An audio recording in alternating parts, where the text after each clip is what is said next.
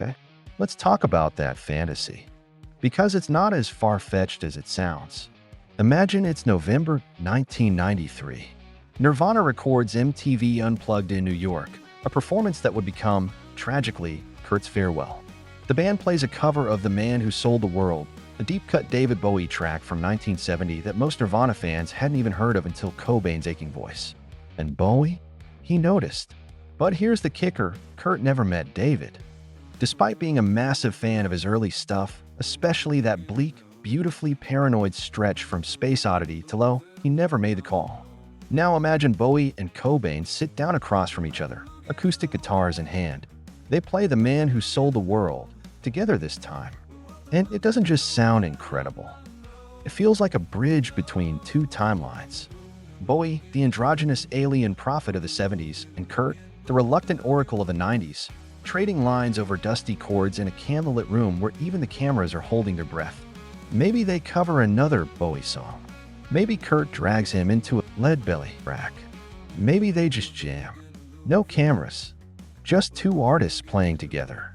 And maybe, just maybe, a connection like that could have changed something. Maybe not the ending, but maybe the road to it. Because here's the heartbreaking part. Bowie outlived Cobain by more than 2 decades, and his grief for not having met him was real. So yeah, the Unplugged performance never happened, not in our timeline.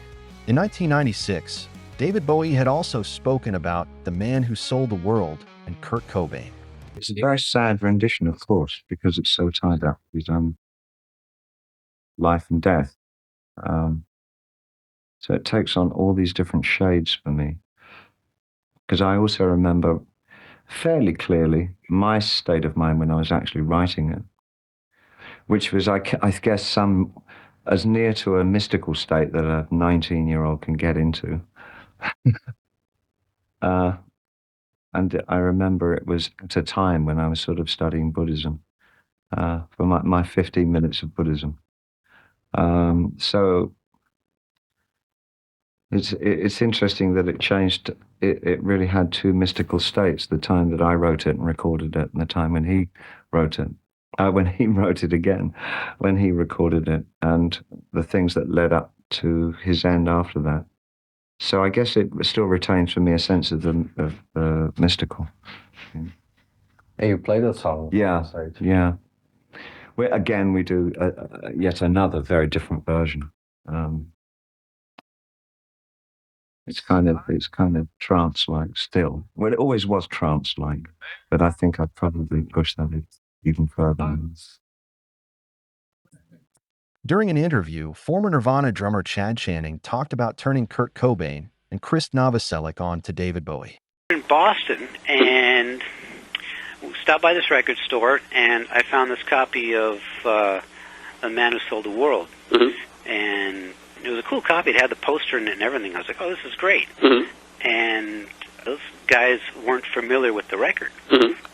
And they weren't, I asked them, inquired about, what David Bowie, what David Bowie do you got? Do you like David Bowie? Mm-hmm. And they're like, well, the only David Bowie we're familiar with is, Let's Dance and stuff like that. Mm-hmm. So I was kind of surprised. I was like, really? Mm-hmm. Wow.